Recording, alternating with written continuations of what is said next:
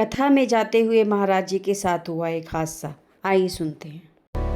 आजकल 12-1 बजे से पहले कोई सोता नहीं है। 12-1 बजे सोने का समय, 3:30 बजे उठने का। हर 10 मिनट में लोग 3 तो नहीं बज गए, 3:30 तो नहीं बज गए, अब समय तो नहीं हो गया। अच्छा, आप कहोगे महाराज जी इतनी जल्दी क्यों? हमारी फ्लाइट तो थी 8:55 की, पर हमारे वृंदावन में दिन में मौज चलती है ठाकुर जी की, रात में मौज चलती है संतों की। और 3:30 बजे से लेकर के और सुबह 5-6 बजे तक हमारे पूज्य प्रेमानंद जी महाराज निकलते हैं। और उनका जो निकलने वाला मार्ग है वो मार्ग वही है जिससे दिल्ली जाया जाता है। तो अब अगर 3:30 नहीं निकलेंगे तो फिर फंस जाएंगे, वहां पर भीड़ हो जाएगी इतनी। अच्छा, फिर एक और चीज होती है कि महाराज जी को देख करके लोग छूटते हैं, और जब गाड़ी निकलती है फिर वहां हमको देख लेते हैं तो कहते हैं महाराज जी तो छुए को मिले नहीं, तू बाहर निकल तो पकड़े, एक फोटो खिंचा लो महाराज जी, एक सेल्फी ले लो। मैंने कहा भैया तेरे हाथ जोड़े। हम ऑस्ट्रेलिया जा रहे थे, यही हुआ। 9 बजे की फ्लाइट, 4 बजे निकले।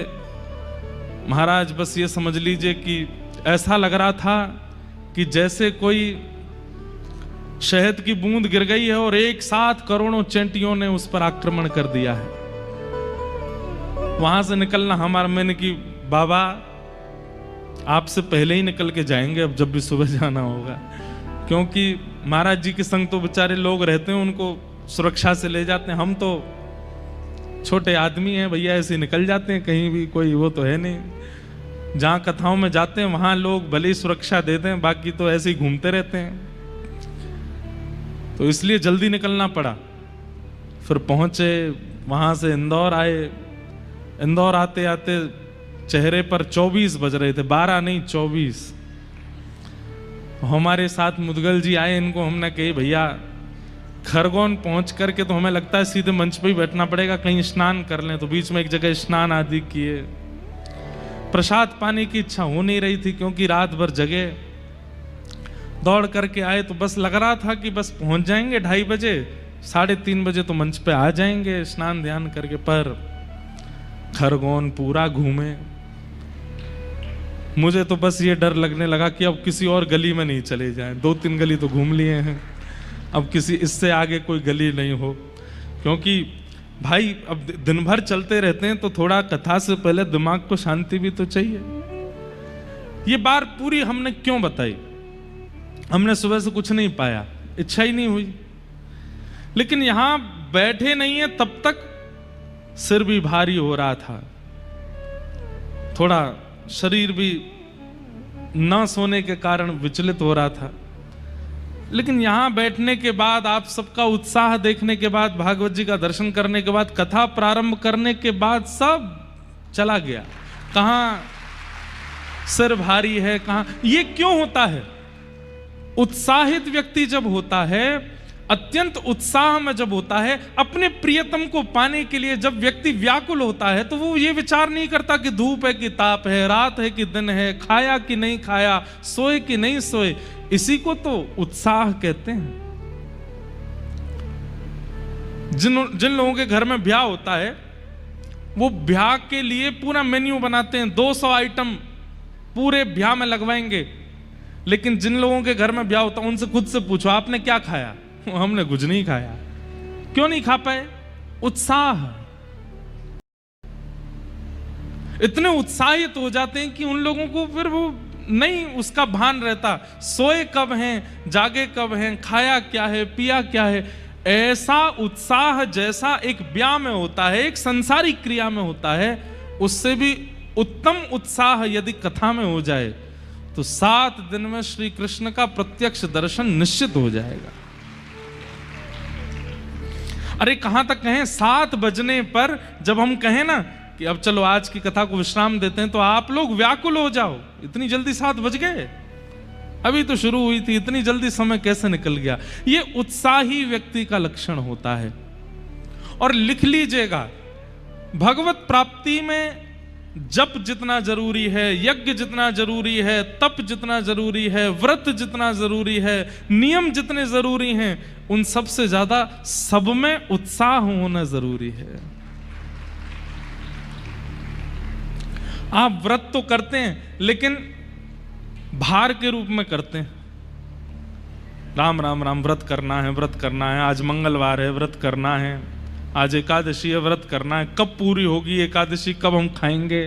तो आप जिस समय ये विचार करते हैं कि कब होगी एकादशी पूरी, उसी समय आपका व्रत टूट जाता है। व्रत का मतलब अन्न का त्याग नहीं होता है, व्रत का मतलब धैर्य का त्याग। आपके अंदर जो भोजन पाने की अत्यंत लालसा है, उस लालसा के त्याग को व्रत कहते हैं।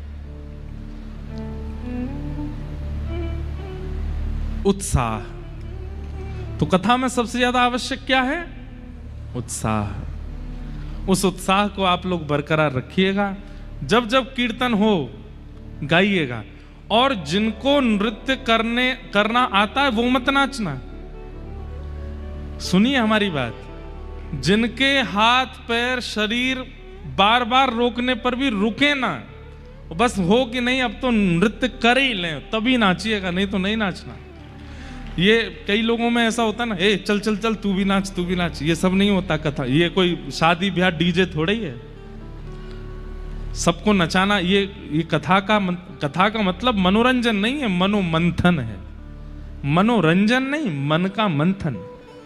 तो आप लोग नृत्य तभी कीजिएगा जब शरीर कहे कि बस अब रुका नहीं जा रहा है, और तब नृत्य कीजिएगा। और नृत्य नहीं तो करताल और गाना तो है ही, क्योंकि श्रीनाथ जी पहले ही विराज गए हैं और हमें पता है कि पुष्टि मार्गीय वैष्णव खरगोन में बहुत हैं। इसलिए निश्चित ही अष्ट सखाओं के पद यहां सहज ही प्रकट होते रहेंगे। अपने आप ही सूरदास जी, कुम्मनदास जी, मीराबाई आदि के सबके पद आएंगे। और पद जो होते हैं ना, उसमें शरीर नहीं नाचता है, उसमें मन नृत्य करता है। तो इसलिए बहुत सावधानी से आप लोग बस उत्साह के साथ बैठिएगा। खूब भाव से हम लोग कथा सुनेंगे। आज प्रथम दिन है कथा का, विलंब हुआ कथा में, पर कल से कथा का समय आप लोगों के लिए 3 है और हमारे लिए 3:30 है। आप लोग 3 बजे आकर के अपना स्थान ग्रहण कर लीजिए, और आप लोग जब आ जाएंगे आकर के बैठ जाएंगे, हमें संकेत मिलेगा, हम तभी आएंगे। तो जितना लेट करोगे हम भी उतने लेट आएंगे, इसलिए पहले आओ। अध्यापक से पहले विद्यार्थियों को आना चाहिए विद्यालय में। ये एक 7 दिन का विद्यालय यहाँ खुला है। हम यहाँ पर अध्यापक के रूप में आए हैं। प्रधानाचार्य तो पीछे बैठे हैं, ये प्रधानाचार्य हैं, हम अध्यापक हैं, और ये सब हमारे सहायक अध्यापक हैं जो सहायता करेंगे। आप सब यहाँ पर विद्यार्थी हो, विद्यार्थी बनकर के ही आइएगा। विद्यार्थी ये सोच करके जाता है कि मुझे सीखने जाना है, और मुझे माता पिता को जवाब देना है कि मैंने क्या पढ़ा। माता पिता कौन है? हमारा जीवन और इस जीवन में प्राप्त होने वाले प्रारब्ध और हमारे कर्म, ये दोनों ही माता पिता हैं। वो पूछेंगे क्या किया, तो हमें बताना पड़ेगा कि हमने कथा में क्या सुना, क्या भाव आया, कैसे हमने श्रवण किया।